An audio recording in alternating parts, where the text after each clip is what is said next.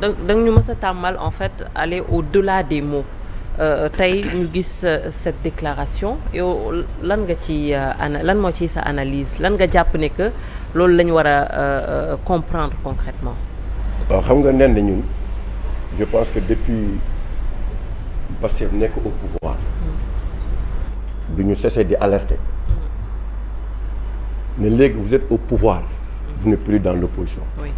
Chaque fois bu ñu toogee di laaj mais tamit dama rendre compte ne à chaque fois ñuy débat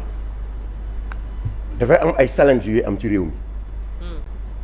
ay challenge nga koy gis ci réseaux sociaux yi di ko gis ci yëpp nag ci réew mi nga koy gis ay challenge yu xamante ni ne parfois da nga yaakaar ne nit ñi dañ koy def nii rek mais nekkate day wax ndax boo ñëwee ñu ne la wëndeelu taxawaalu tambaambalu loolu naka te nit ñi duñ ko waxee nii rek am na fu ñu ko teg man maa ngi gis ba sama waaw yaa ngi koy gis xam nga comprendre ma lan fan yii yëpp yaa ngi gis ñi ñaa ngi koy challenge lan lañ bëgg a wax foofu ba sax suñu doyen Adama Gaye tuddee ko air wëndeelu air taxawaalu air tambaambalu ba pare mu ne dafa am signe commun ñu ne ko signe commun bi lan la mun a gëlëm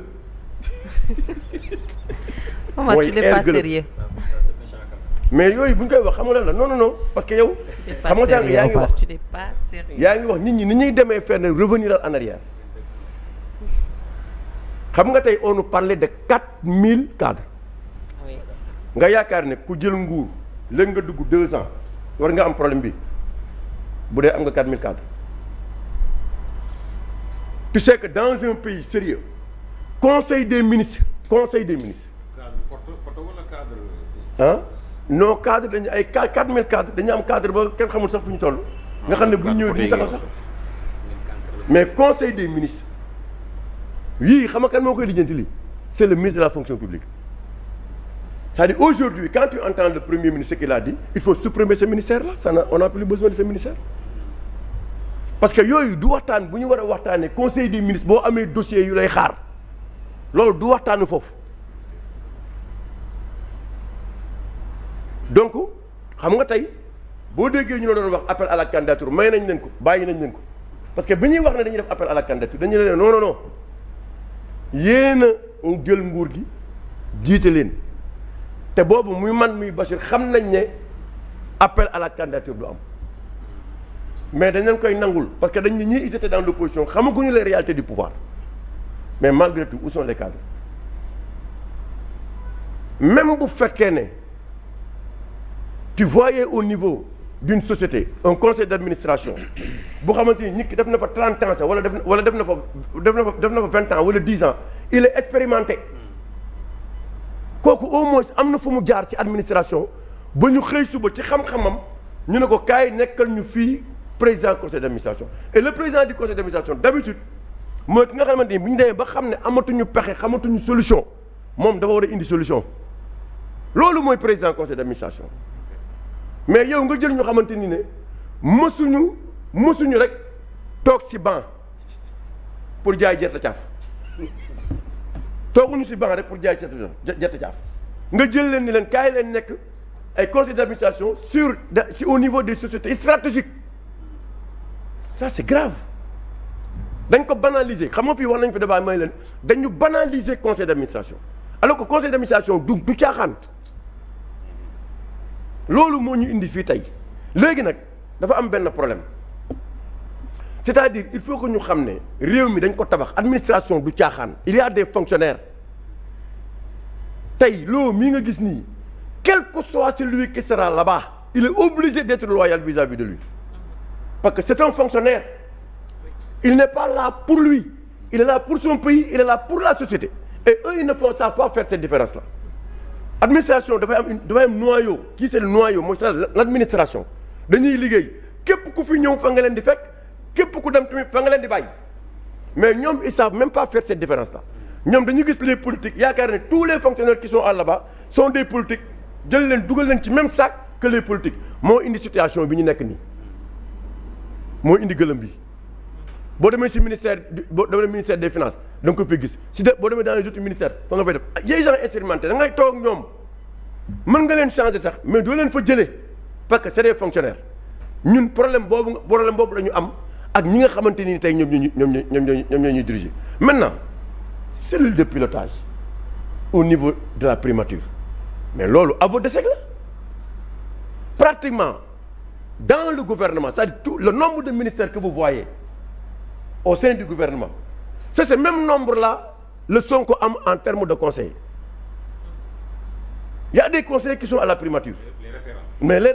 pourquoi donc revenir encore pour remettre en place un comité de pilotage, une cellule de pilotage, pour faire quoi? Maintenant il faut ngeen comprendre Sonko il s'est anticipé ci loo xamante ni day nar a ñëw wax nga ko léegi. day anticiper l'échec bi ñuy dund nii la bañ a moom nekk responsable de la situation da ko bëgg a imputer aux autres moo tax mu teel a daw mais assumation collective bu fekkee yow da nga assumer collectivement s'il y a échec il faut que cet échec-là soit collectif ça doit commencer par toi-même mais léegi fu nekk nii commencé na xam na ne am na Sénégalais yi lu ñuy xaar dañuy xaar ba léegi gisuñu ko. léegi il est obligé maintenant d'anticiper pour que suba bu ñu gisee problème ñu ne ah waxoon na ko Sonko waxoon na ko mais Sonko tollootuñu fu muy waxee waxoon na ko loolu léegi jeex na booy seet tey Sonko mënutul toog ne Sénégalais yi fekk leen ma fa lañ daan dafay mobilisation ñu ñëw fekk si ko foofu bu mu xasee bu ñu ko xasee fal ba pare léegi nit ñi toog di xaar seet lu muy réaliser mais yooyu mu daan def nga xamante ne daan jàll comme ce qui s'est passé avec les 1000 milliards li ko dimbali ba moo am autant de députés à l'Assemblée nationale léegi maintenant c'est fini ou day wane ne ñoom am nañu vision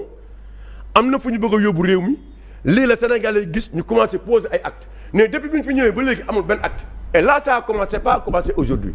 Sonko booy seet bi même Barthélémy Diaz di dem di seeti Macky Sall xamoon na ne Barthélémy Diaz dem na fa mi ngi waxtaan ak moom mais dafa teel a daw tey la ko ci yeneen ak yeneen il est resté là ne man sama ministre de la justice su ma ko joxee ordre da koy exécuter mais pourquoi bu mën ko jox ordre c'est parce que il est le chef de l'administration mais autant donc bu gisee ne am na ay imperfections moom wax bi mu wax sax day tourner waat ci lu ko dal ci les falsifications des chiffres au niveau du ministère des finances te yooyu day topp nit dafa am ay wax yoo xamante ne boo nekkee kilifa jiite boo ko waxee da leen di topp te loolu dina ko topp moom moo indi situation bi nga xamante ni ne moom la ñuy dumba nii mais kenn comprendrewul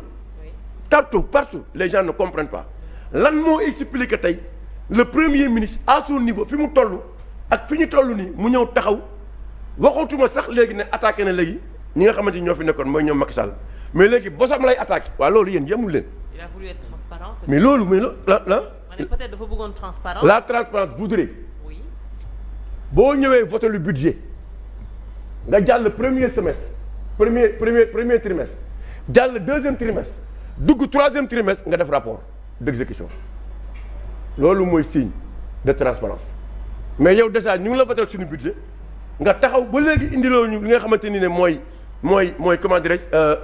mooy rapport mais boobu moo gën a garaaw te boobu xaalis bu ñuy gis la ne à chaque fois ñu ngi koy leb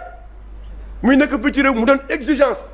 du code de la transparence yow ba léegi indiloo ñu dara ministre bi de la justice mais déjà avoué sax li mu wax c'est grave non boo leen gisee ba léegi génne gu ñu rapport mooy dañu bëgg rapport bu fiable yow yaa ñuy wax ay rapport bu fiable ak bu fiable faisabilité yow yaa ñu koy wax yow mu am loo xamante ne ña nga daan jin sàcc chaque 3 mois ñu def ko te ña nga leen duñ jin sàcc waaw yow mi nga xamante ne nee nga sàcc jeex na ci réew mi yow yaay toog ba léegi dafa loo ñu rapport il faut que nag premier ministre xam ne les Sénégalais réfléchissent on peut être contre un pouvoir à un moment donné Sénégalais yi topp la si gëm la si ànd ak yow mais fu mu nekk nii lu mu mënti wax pour Sénégalais yi gëm ko xam nga la mooy ñoom seen bëgg-bëgg mu nekk si ñu commencé di ko réaliser mais bu fekkee ne moom dafa nar a continuer ci comme ni mu demee woon dama bëggatuma gis appareil machine café à café ci bureau yi nga xëy suba ñu jox la jet privé nga jaar nii di wër nga ne li nga nekk si réduction nga nekk yooyu Sénégalais yi dootuñu la gëm donc il faut mu xam ne jeux yooyu mu daan def ba dugal Sénégalais yi ñu di ko topp ñu di ko gëm loolu c'est fini loolu léegi c'est fini waaw loolu moom dama bëgg déjà moom mu xam ko. Bachir justement bu fekkee ban image lay renvoyer bu fekkee justement on revient pour parler de ça et que ñu remettre en cause nomination yi ñu jot a def il y a même pas enfin on va même pas dire 2 ans. Amar yow ba ngay football wadal lañ la doon woowee. waaw. Quand ça ne marche pas dans l'équipe de foot c'est la faute des joueurs ou c'est la faute de l'entraîneur? Des joueurs aussi. Oui d'accord mais c'est l'entraîneur qui les a choisis. Ok jàppal muy benn sunu maam Ablaye Wade fekk nañ fii nguuram ñu naan Wade aayul ñu mu nu mu tuddati Wade ñu mu nane ñoo incompétent ma dégg benn jour benn paa ñooñu di wax sa xalaat bi mu ne bu leen neexee ngeen ne buur aayul dag yee aay mais bu leen fàtte ni buur a tànn dag yooyu